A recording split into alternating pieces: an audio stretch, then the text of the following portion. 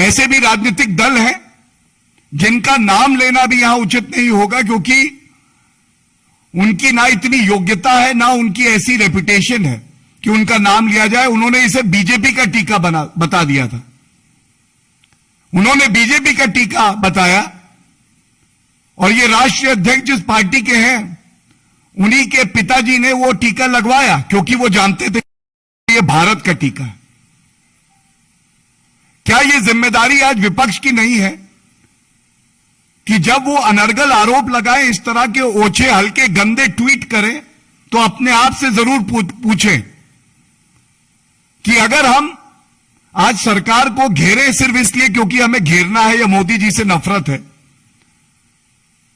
तो क्या हम भारत की लड़ाई जो कोविड के खिलाफ है उसको कमजोर कर रहे हैं कि मजबूत कर रहे हैं?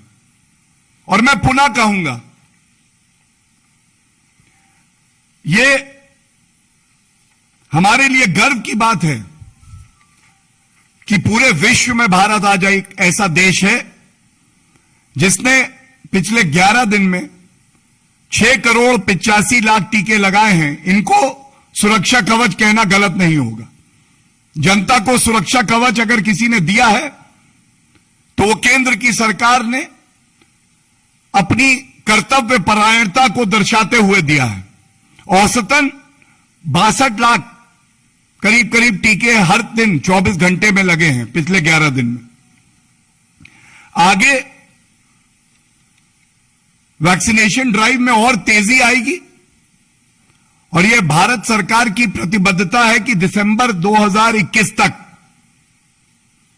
जो वैज्ञानिक कहते हैं उस हर नागरिक को टीका पहुंचेगा। पूरा उत्पादन जो है वो 216 करोड़ टीकों का होगा, और इससे भारत बड़ी मजबूती से सुनिश्चित करेगा कि हम कोविड को परास्त करें। एक डेटा और दे रहा हूं। शुरुआत करते हैं उस देश से जिससे बड़ा प्यार है राहुल गांधी जी को। पिछले 16 महीने में हर दिन, हर घंटे, हर सेकंड केवल और केवल भारत के नागरिकों की चिंता श्री नरेंद्र मोदी जी, स्वास्थ्य मंत्री हर्षवर्धन जी, सभी मंत्रियों ने नागरिकों की करी है। लेकिन इस समय में विदेश यात्रा पे भी आप गए हैं राहुल जी, और यह आंकड़ा खासकर आपके लिए है। भारत ने लगाई हैं 34 करोड़ डोजेज अभी तक। अमेरिका, जिसको एक विकसित देश कहते हैं, जिनके पास अपनी पर्याप्त मात्रा से ज्यादा रिसोर्सेज हैं, उन्होंने 32 करोड़ 60 लाख टीके लगाए हैं। जर्मनी ने 7 करोड़ 37 लाख टीके लगाए हैं। कनाडा ने 3 करोड़ 73 लाख टीके लगाए हैं। रूस ने 4 करोड़। इटली का बड़ा ध्यान है, चिंता है आपको, 5 करोड़ 10 लाख। ऑस्ट्रेलिया 76 लाख। जापान 4 करोड़ 50 लाख। ये आंकड़े इसलिए प्रस्तुत किए जा रहे हैं कि अगर कोई भी चर्चा करिए, आलोचना भी करिए, तो बड़ी जिम्मेदारी से करिए। ऐसा नहीं हो सकता है कि एक राजनीतिक दल ऐसी मानसिकता कुंठित रखे कि वो भ्रमजीवी बन जाए। वैक्सीन खराब है, खतरनाक है, वायरस का नाम कोविड है, कांग्रेस शासित प्रदेश लेंगे नहीं वैक्सीन। भारत का स्ट्रेन, यह भी आविष्कार राहुल गांधी के दिमाग की उपज है, वो विदेश पहुंच गया है, जिसको वर्ल्ड हेल्थ ऑर्गेनाइजेशन ने नकार दिया। और इसीलिए आईना दिखाना आवश्यक है। अब आईना दिखाते हैं कि कांग्रेस शासित राज्य क्या क्या कर रहे हैं, किस तरह से सहयोग कर रहे हैं केंद्र सरकार का, और इस लड़ाई में किस तरह से भ्रष्टाचार किया जा रहा है। बड़े ही प्रतिष्ठित अखबार की यह न्यूज है मेरे सामने, आपके समक्ष रख रहा हूं, और इसका सार क्या है वो भी रख दूं। जब आपदा आती है तो आपदा में अवसर ढूंढने का काम कोई करता है तो वो कांग्रेस पार्टी है। आपदा है, लोग चिंतित हैं, परेशान हैं, कैसे टेंडरों के दाम बढ़ा दिए जाए, मुनाफाखोरी करी जाए, जमाखोरी की जाए। राजस्थान में एक ऐसा ही मामला आया है। सेकेंड वेव से जब केंद्र सरकार, भाजपा शासित राज्य, मुख्यमंत्री जो भाजपा के हैं वो दिन रात जनता की सेवा में समर्पित थे, उस वक्त राजस्थान की सरकार ने 20,000 कॉन्सेंट्रेटर ऑक्सीजन के खरीदे, और इस प्रतिष्ठित अखबार ने 1300, एक नहीं, दो नहीं, 10 नहीं, 20 नहीं, 100 नहीं, 1300 ऐसे कॉन्सेंट्रेटर को चेक किया। उन्होंने पाया कि अस्पतालों में लगाने के लिए ये जो कॉन्सेंट्रेटर लिए गए हैं, ये इस लायक भी नहीं थे कि ये निजी इस्तेमाल में किए जाए। और दुख की बात क्या है, मैं पंजाब में आऊंगा, बट याद दिला दें किस तरह से पंजाब में भी इसी तरह से घूसखोरी, मुनाफाखोरी हो रही थी वैक्सीन को लेके और फतेह किट को लेके। और अब सामने आया है कि जिस ऑक्सीजन कॉन्सेंट्रेटर का दाम खुले बाजार में 35,000 रुपए के आसपास था, वो 1 लाख रुपए में खरीदे गए। 1 लाख रुपए, 3 गुना ज्यादा मार्केट रेट से। और दुख की बात यह है कि ये सारे के सारे कॉन्सेंट्रेटर जो है जनता के काम भी नहीं आ पाए, ये धूल खाते रहे। लेकिन कांग्रेस को जो चाहिए था, आपदा में घूस खा के रुपया कमाना, कांग्रेस पार्टी की तिजोरी भरती रहे, वो काम कांग्रेस ने कर दिखाया। और इसके साथ अति आवश्यक है कि राजस्थान में यह पहली बार नहीं हो रहा। पत्रकार बंधुओं, मेरे हाथ में एक और बड़ा ही प्रतिष्ठित अखबार है, उसकी ही खबर है, और मैं पढ़ दूं वो क्या कहता है। राजस्थान में टीके की बर्बादी, 35 सेंटरों के कचरे में मिली 500 वायल, इनमें 2,500 से भी ज्यादा डोज। एक डोज का मतलब है एक भारतीय नागरिक की जान बचाना। एक डोज का मतलब है एक सुरक्षा कवच, और सुरक्षा कवच दे रहा है केंद्र। और आप दिखाने के लिए कि देखिए वैक्सीन तो हम लगा रहे हैं, उनको कूड़ेदान में डाल देते हैं। यह भी खबर आई कि उसको जमीन में गाड़ दिया गया। और सबसे ज्यादा दुख की बात जो है, अगर इस लोकतंत्र की असली ताकत कोई है तो वो ताकत है मीडिया, प्रेस, जिसको लोकतंत्र का चौथा स्तंभ कहते हैं। जब ये खबर आई, हमारे एक वीर पत्रकार बंधु ने इसको उजागर किया, तो उसको मंत्री ने राजस्थान के धमकी दी कि ऐसे ना करना, समझा देंगे तुमको। एक तो चोरी, ऊपर से सीना चोरी। लेकिन राहुल गांधी जी ने, सोनिया गांधी जी ने इतनी चिंता भी नहीं करी कि वो राजस्थान के मुख्यमंत्री अशोक गहलोत जी से पूछें, गहलोत जी ये हो क्या रहा है, राहुल गांधी जी ने श्वेत पत्र जारी नहीं किया। चाहते तो हम भी राजनीति कर सकते थे, ये कह सकते थे केंद्र सरकार द्वारा दिया हुआ वैक्सीन आप सदुपयोग में क्यों नहीं लाते, क्यों बर्बादी हो रही है, क्यों घोटाला हो रहा है। हमने हर वो संभव कार्य किया जिससे हर वैक्सीन की डोज नागरिक की जान बचाए। बात वैक्सीन की हो रही है, आईना दिखाना अति आवश्यक है। हो सकता है कांग्रेस को अपना चेहरा एक भ्रष्टाचारी घिनौने व्यक्ति का दिखे, और दिखना भी चाहिए, क्योंकि जनता का हक आप मार रहे हैं, आप ओछी राजनीति कर रहे हैं। राहुल गांधी जी यहीं से प्रेस वार्ता भारतीय जनता पार्टी ने करी थी। एक वैक्सीन घोटाला पंजाब में भी हुआ था। जून के प्रथम सप्ताह की बात है।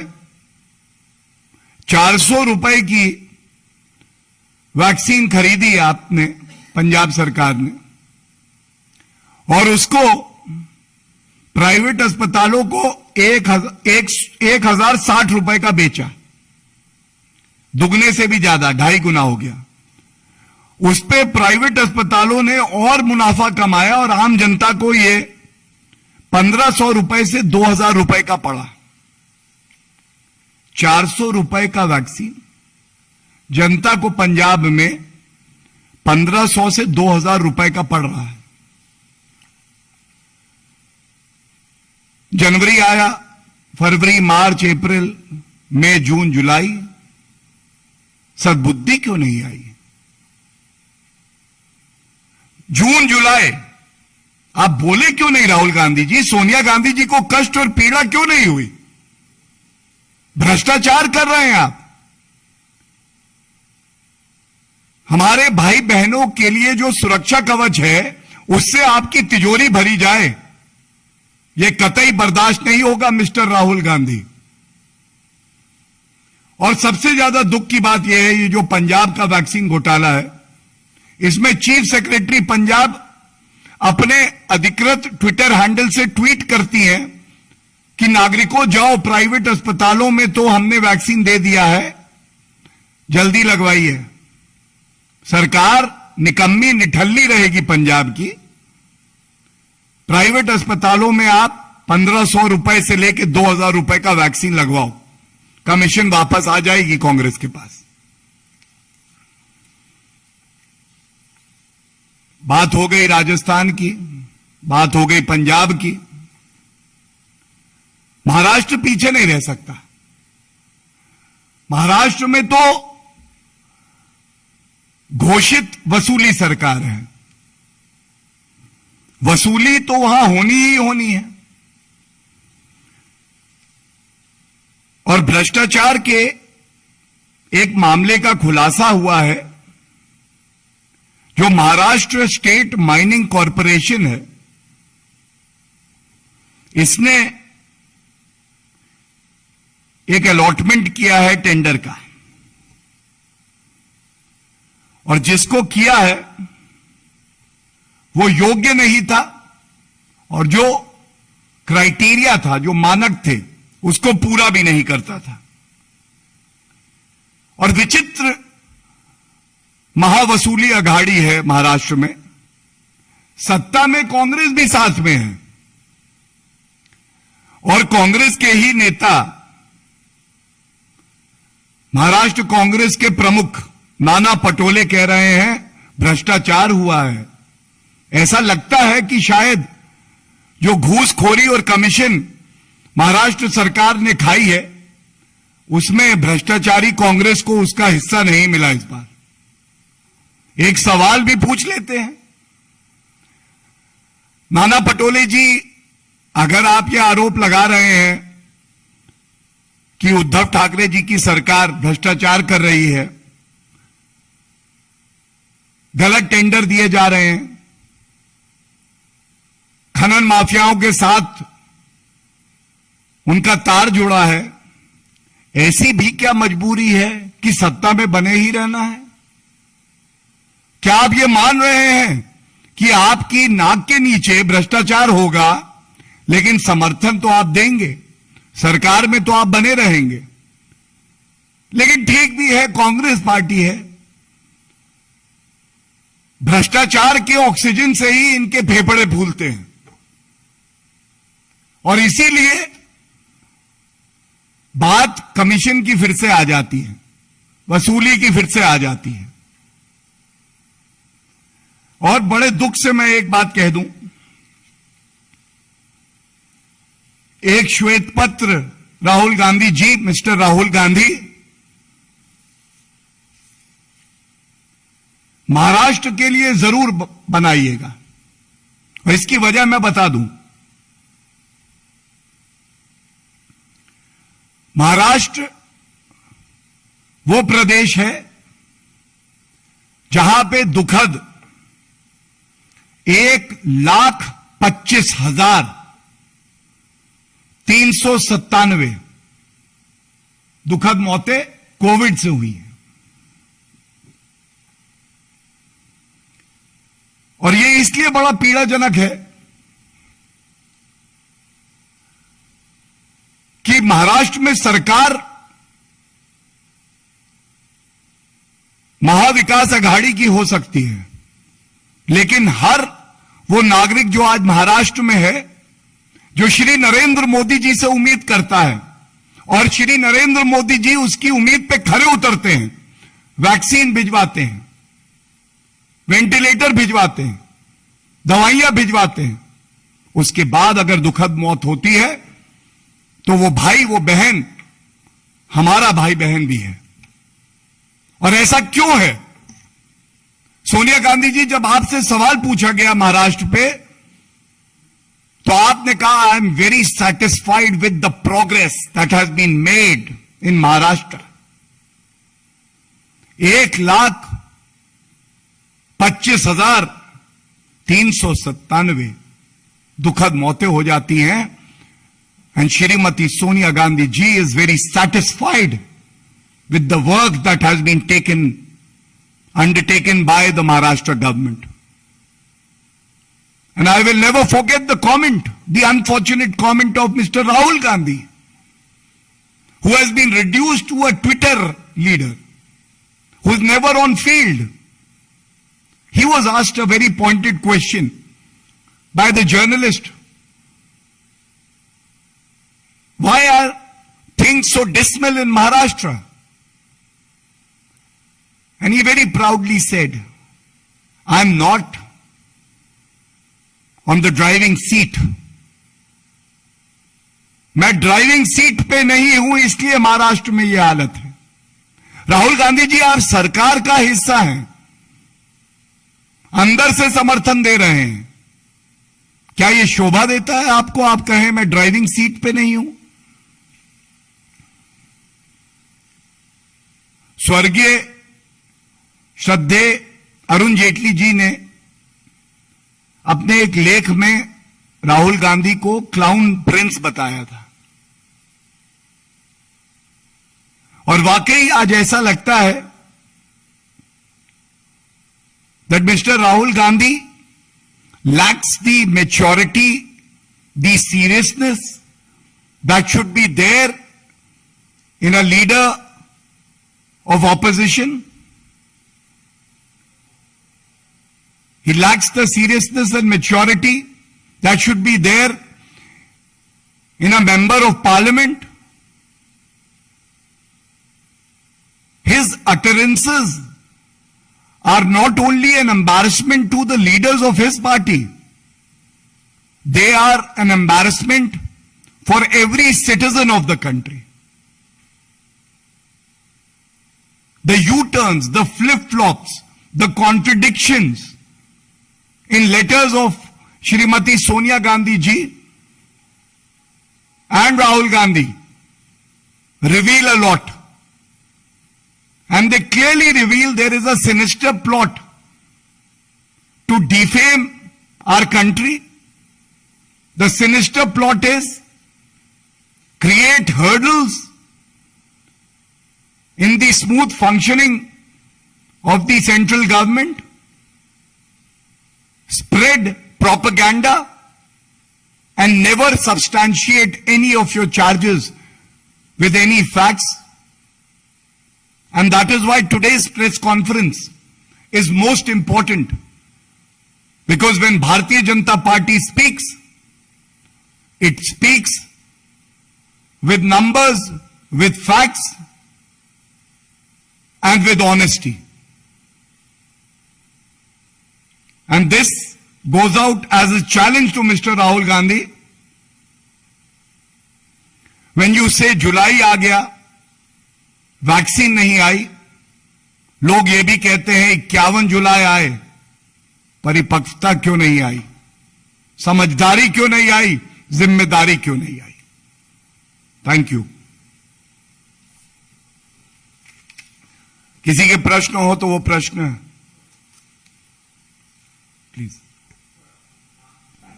So basically, AIMIM has tweeted out a video, and they have also put out a clipping of Mr. Owaisi making an appeal to people that this time they won't let Yogi Adityanath come to power again. Now, many are seeing it as a religious appeal, rather a political appeal. How would you like to react to it, sir? Your question is not on today's press conference directly, but I'll still, in a line, endeavor to answer it. Everyone in a democracy has the right to field their candidates to participate in the festival of our democracy, which is called the elections.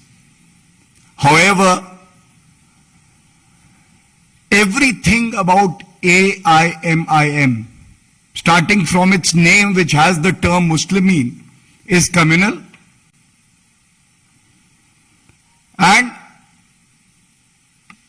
there has been a sea change in Uttar Pradesh since the time Yogi Adityanath ji took charge and has been serving the people of Uttar Pradesh with utmost sincerity. We see development in Uttar Pradesh, which was missing in the earlier governments of Samajwadi Party and BSP.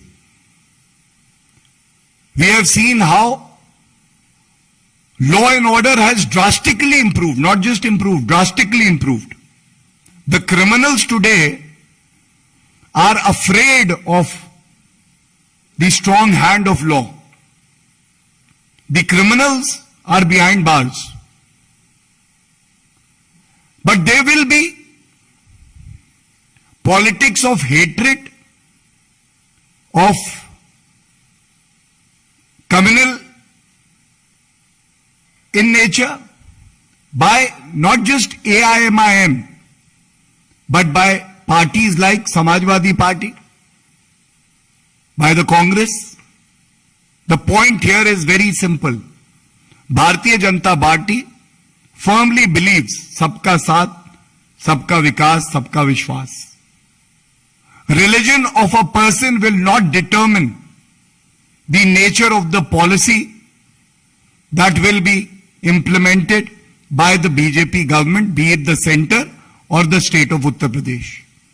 And in the end, it was disgraceful that the erstwhile Samajwadi Party government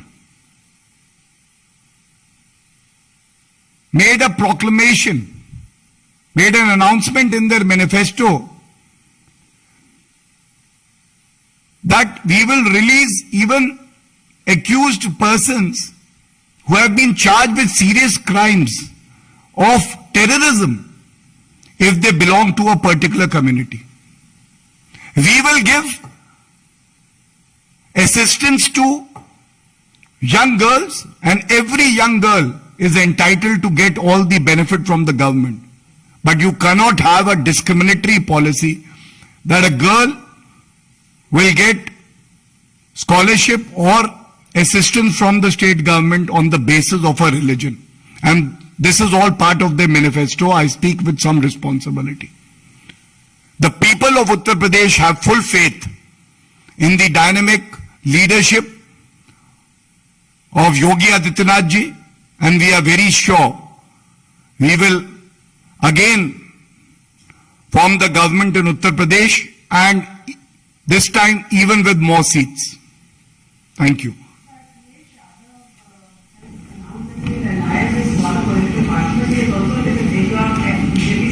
BJP don't want to put debate on various matters like unemployment and education.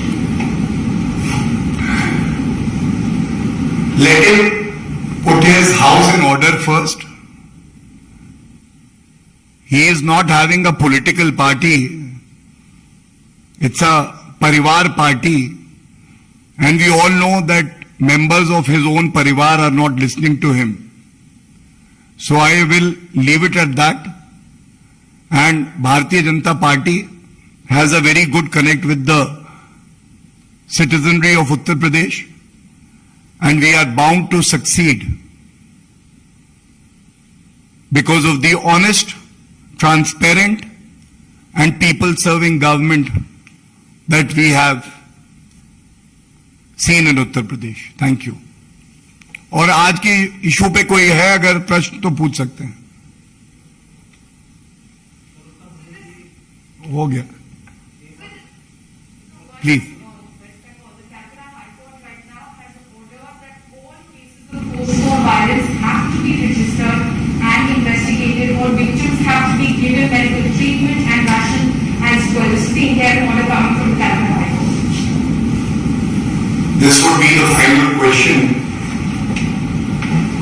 for the state of West Bengal. It seems that state-sponsored violence has become the rule there. And you asked a very pertinent question. Being a lawyer myself, I will only tell you that when a heinous crime is committed, as per the Criminal Procedure Code, as well as the Supreme Court judgment in the Lalita Kumari case, FIR needs to be registered mandatorily. The violence was being perpetrated by anti-social elements having their connect with the TMC, and thus police also was being pressurized not to register cases. The very fact that 5 judges bench of the Honorable Calcutta High Court is hearing this matter shows how constitution of our country has been butchered by the Chief Minister Mamata Banerjee. And in a country or state governed by rule of law, by the constitution, there is no such place for anarchism which Mamata Banerjee has shown. We will fight tooth and nail against the misrule of Mamata Banerjee ji, as well as we stand with every worker of the BJP who believes in our vibrant democracy as well as the ethos and the ideology of the Bharatiya Janata Party. Thank you.